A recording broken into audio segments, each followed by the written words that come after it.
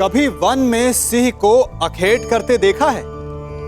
हमें लगता है कि सिंह तेजस्वी है, बलशाली है, तीव्र है, इसलिए वो अखेट कर पाता है।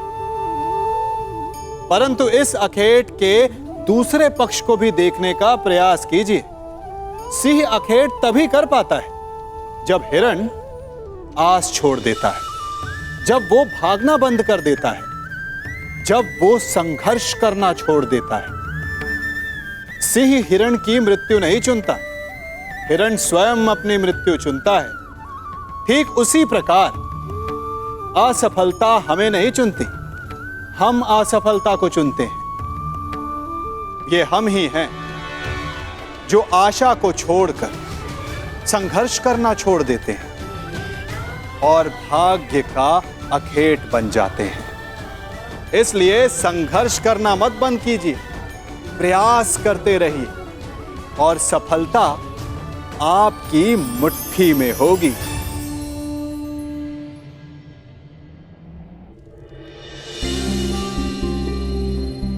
पुत्र,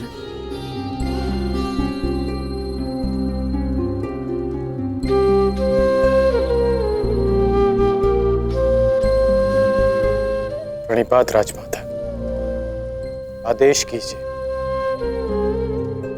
कि ये राधे आपकी कैसे सहायता कर सकता है। अब तुम केवल राधे नहीं,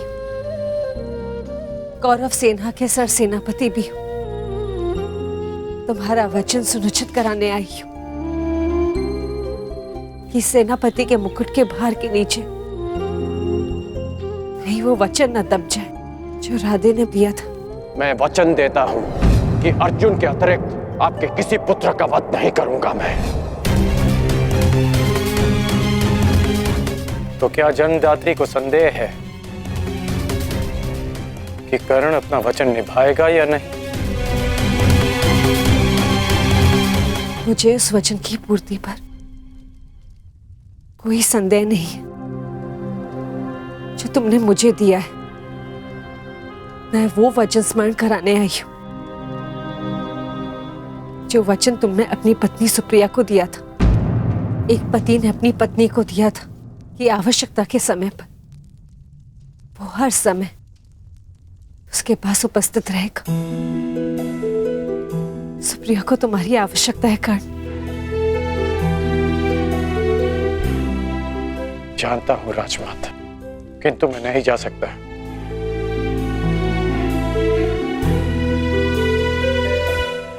क्योंकि अब मैं युद्ध में सम्मिलित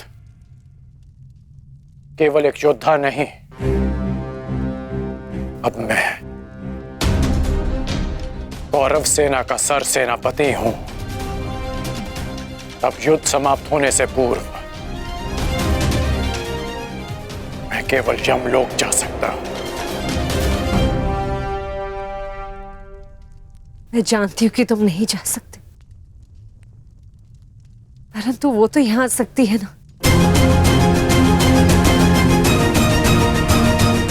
चलो मेरे साथ।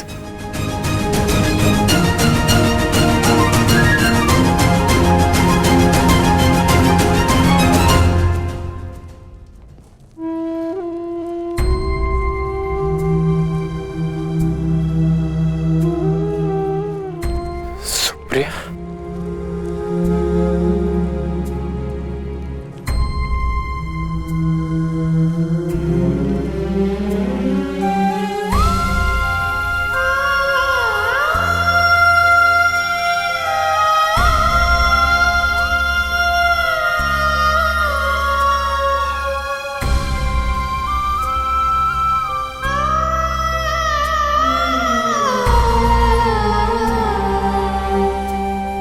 प्रणिपात आर्या।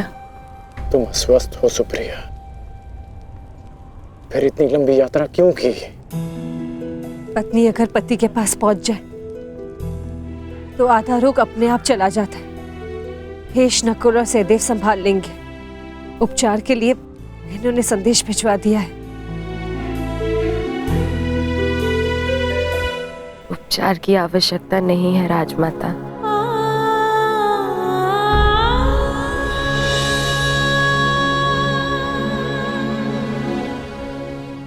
ना ही उपचार से कोई लाभ है।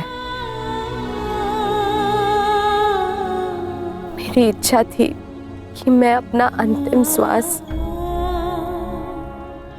अपने अर्धांग की छांव में लूं, बस वो पूरी हो गई। और मेरे मन पे एक बोझ रह गया। दुर्शोक में मैं अपने पत्नी होने का कर्तव्य नहीं निभा सकी, आपसे रुष्ट होकर चली गई। मुझे क्षमा कर दीजिए आर्य।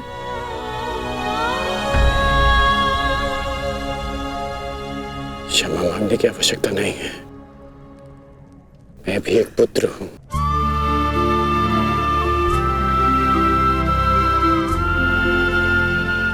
माता की वेदना समझता हूं।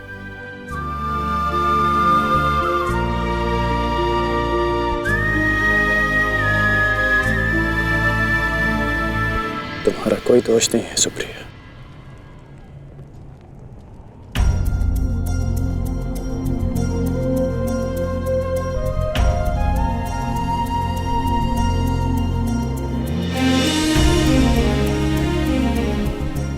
ये क्या कर रही हो सुप्रिया? महारानी हो तुम अंक की। धन्यवाद उस देवी का जिसके बलिदान से मेरे जीवन का निर्माण हुआ। मुझे ज्ञात है रुशाली, आर्यकर्ण ने एक अपहरित कन्या से विवाह किया। उसके पीछे का कारण सिर्फ तुम थी। तुम दान देने के लिए वचनबद्ध होकर, सूर्य को साक्षी रखकर वचन दोकर कि तुम सुप्रिया से विवाह करोगे। दान दो अंगराज। ये सूत पुत्र राधेकर्ण वचन देता है कि मैं सुप्रिया से विवाह करूंगा।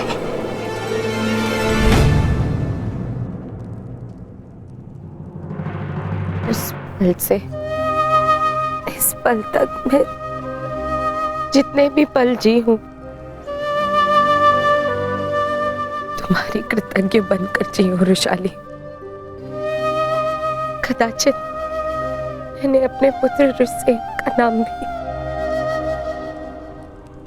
तुम्हारे नाम पर रखा। सुप्रिया, सुप्रिया आप कुछ मत कहो, बोलने से कष्ट होगा। नहीं आर्य, मेरे सारे कष्ट तो इस देवी ने हर लिए। स्वयं कांटे सहज कर मुझे पुष्पी शैया दी है रुशाली ने। तुम्हारे कारण मैं सौभाग्यवती हो गई रुशाली। तुमने अपने विवाह की यज्ञ वेदी रुशाली ने मेरे नाम की।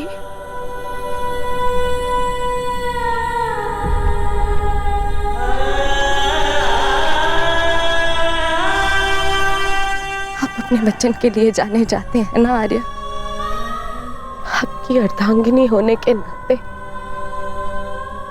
मैं चाहती हूं कि आपका हर वचन पूरा हो, कोई भी वचन अधूरा ना रहे।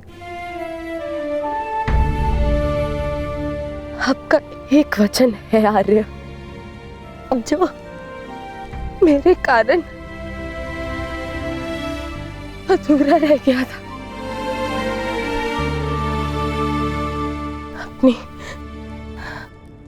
अपनी अर्धांगिनी अंतिम इच्छा पूर्ण कीजिए आर्य, ताकि मैं इस संसार से इस संतोष के साथ जा सकूं।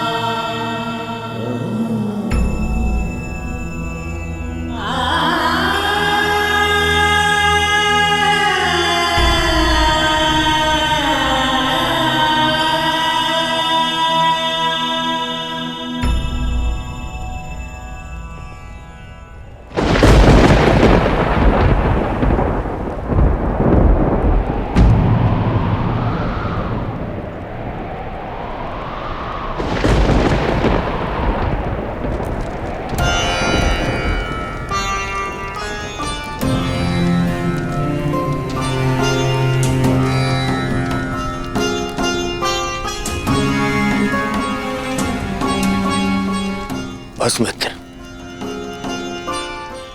बहुत हो गया, बहुत हो गया मित्र।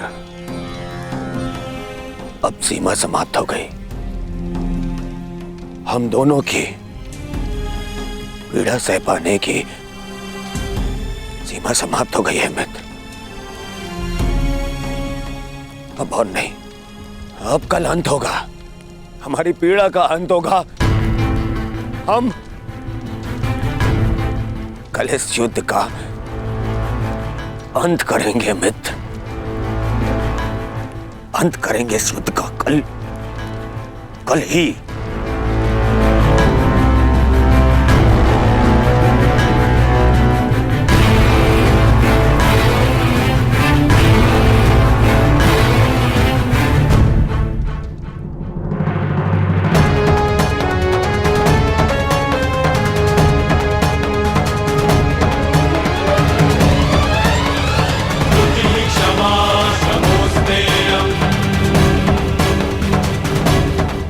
यशस्वी भव।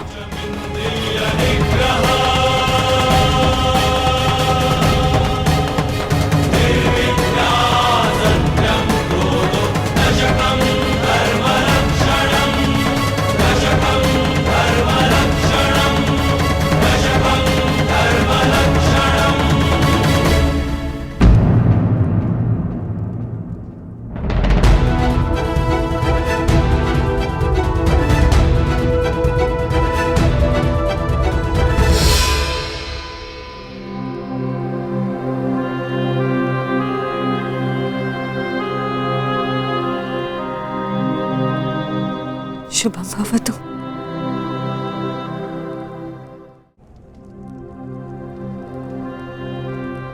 आज का दिन बहुत शुभ है,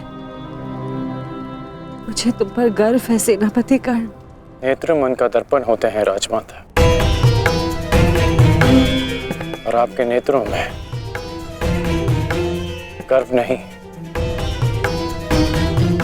भय है।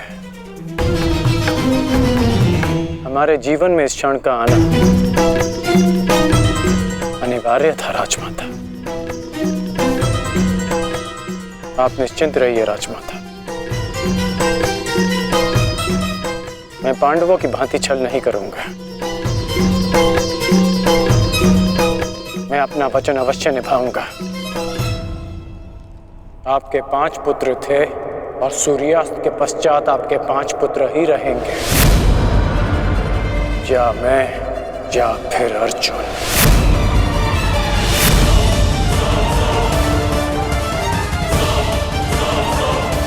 प्रणिपात राजमाता।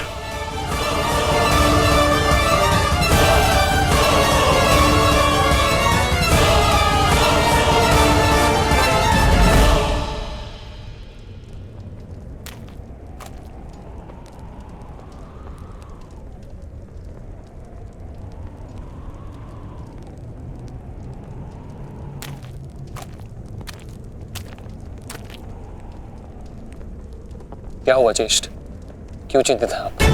देख रहा हूं कि ये रणभूमि कैसे मेरे देखते ही देखते मेरे 90 अनुजों के रक्त को पी गई। उस अकेले भीम ने मेरे 90 अनुजों का वध कर दिया। मेरे इन सभी भाइयों ने मेरे लिए अपने प्राणों का बलिदान दे दिया। अपने ज्येष्ठ के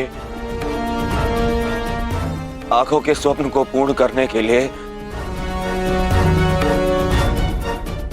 उन्होंने मृत्यु की निंदा को स्वीकार कर लिया। अब बस तुम हो और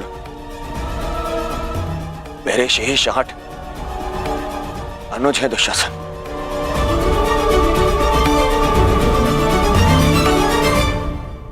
ये सोचकर मेरा हृदय कांप उठता है कि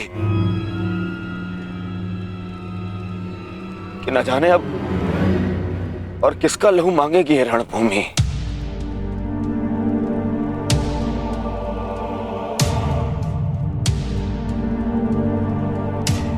एक बात कहूं दुशासन, अब मैं तुम्हें और ना ही अपने किसी भी और अनुज को खोना चाहता हूं। अब मेरे में साहस नहीं रहा कि मैं अब अपने किसी भी और अनुज की अर्थी को कांधा दूं। मेरे में साहस नहीं है अब। किंतु आपके अनुज में साहस है ज्येष्ठ। साहस है कि वो अपने ज्येष्ठ के स्वप्न को पूरा करते करते अपनी आंखें मूंद ले। आपके लिए अपने प्राण देकर प्रसन्नता होगी मुझे, और संतोष भी कि मैंने पितृ ऋण चुकाया, क्योंकि मेरे माता पिता ने आज तक मेरा मुख नहीं देखा, और मेरे लिए आप ही मेरे पिता और आप ही मेरी माता हैं।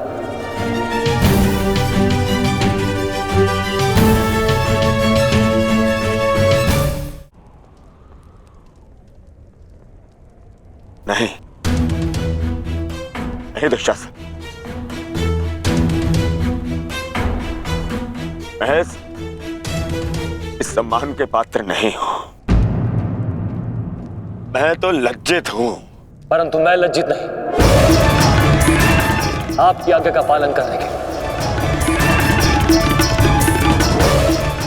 आपके आनंद के लिए मैंने जो कुछ किया मुझे उस पर गर्व है। मुझे तनिक भी लज्जा नहीं कि आपके अपमान के प्रतिशोध के लिए मैंने पांचाली का वस्त्र हरण किया, और यदि मुझे ये बार बार करना पड़े तो आपके संतोष के लिए मैं निर्दयता पूर्वक उसका वस्त्र हरण करूंगा, बार बार करता रहूंगा। अपने ज्येष्ठ के लिए मरना और मारना मेरे लिए गर्व की बात है।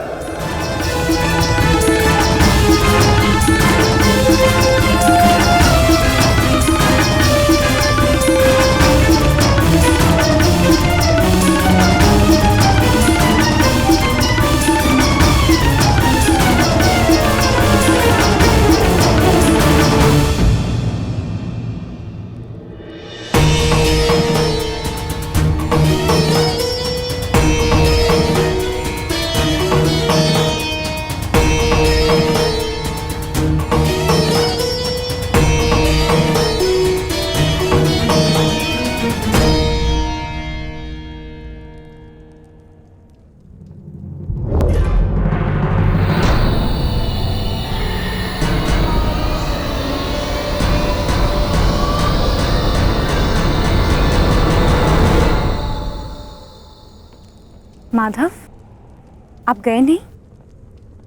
मैं उस क्षण को समीप आते हुए देखना चाहता हूं सखी। कौन सा क्षण माधव?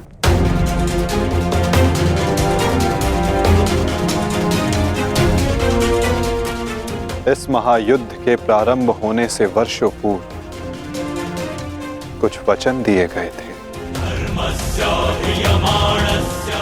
कुछ प्रतिज्ञाएं ली गई थी,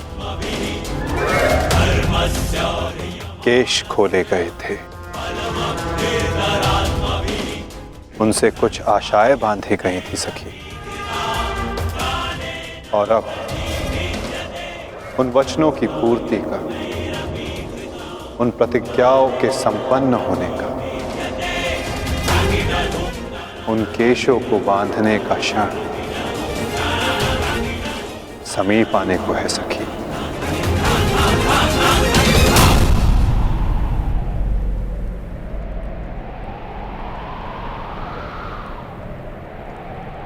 सज्ज रहना सखी।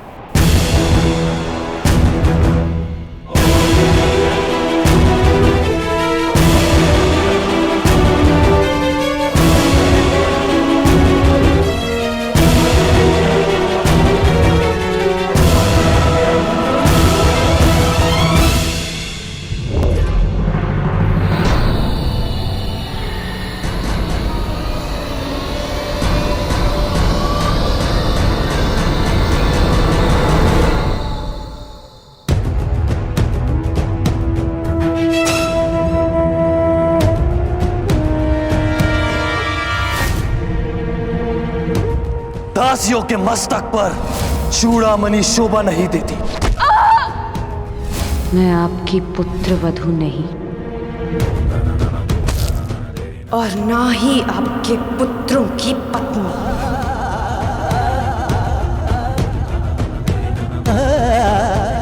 मुझे विश्वास है पांचाली, इस आने वाले युद्ध में मैं विकोदर भीम उस दुशासन की छाती फाड़कर उसके छाती के लहू से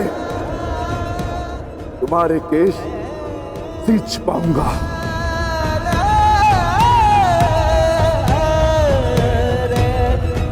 मैं सज्ज हूं माधव, और रक्त स्नान के लिए मेरे केश भी सज्ज हैं।